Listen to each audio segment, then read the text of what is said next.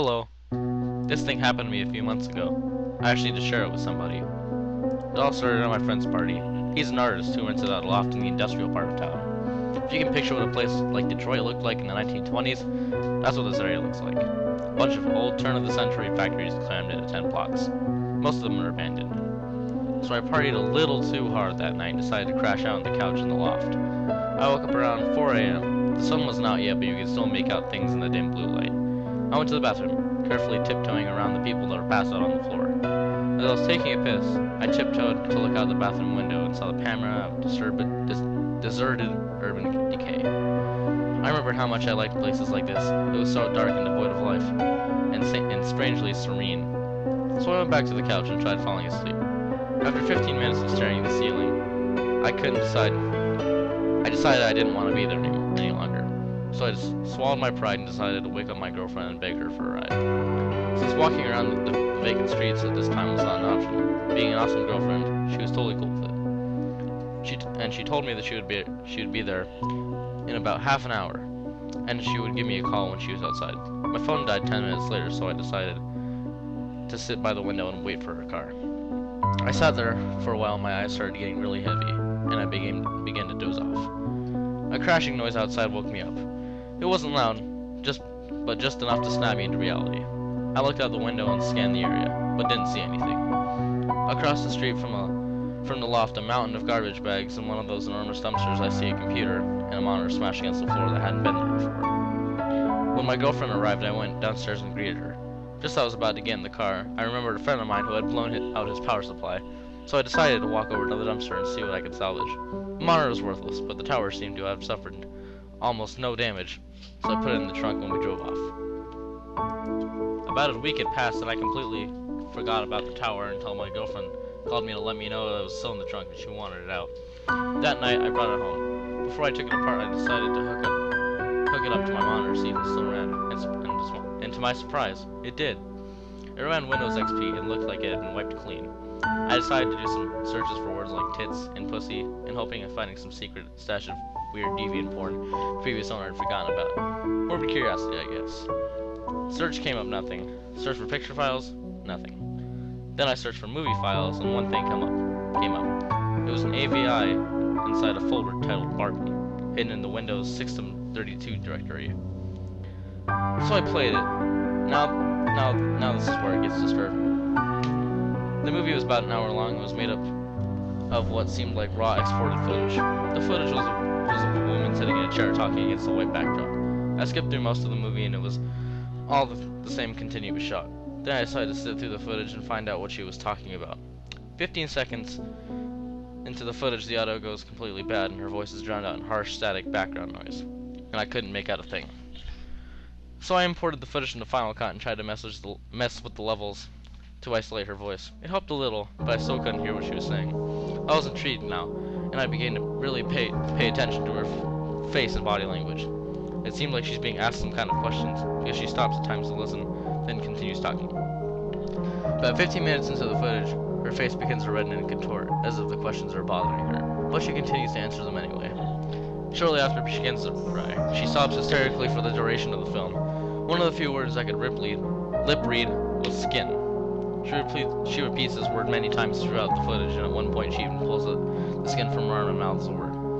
She seems to be very unhappy with her skin. There's much to say.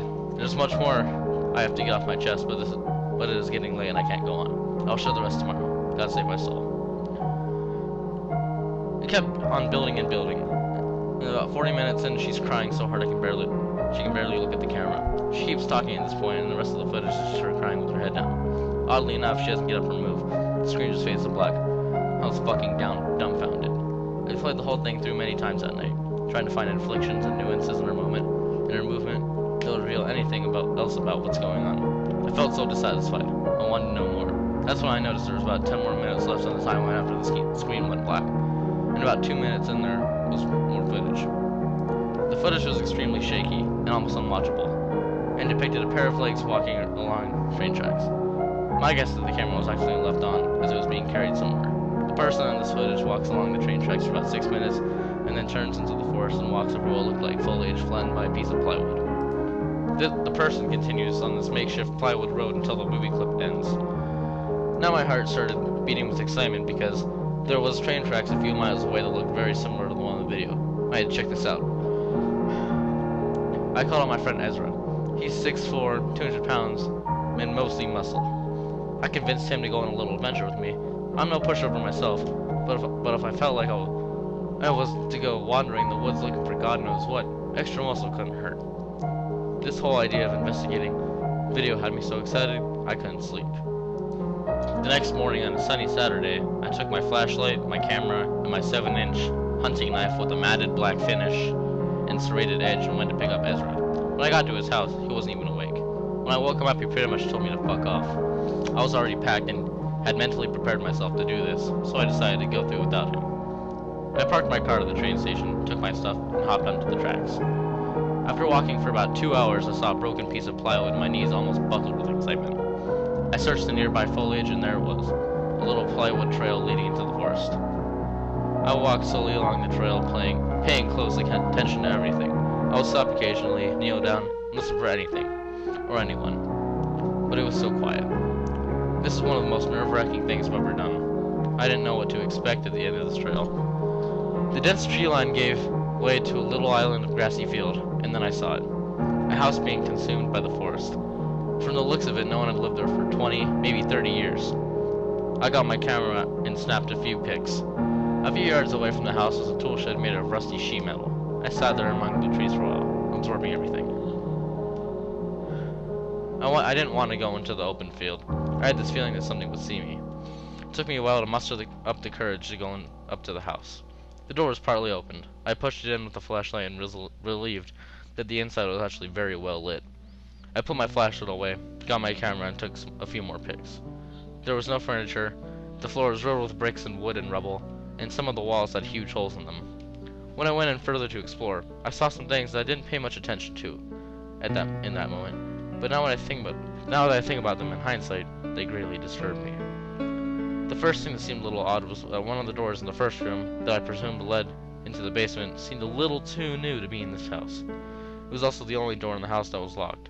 Also, when I made my way up to the second floor, I saw some chairs and a fold-out table that also seemed a little too new to be there.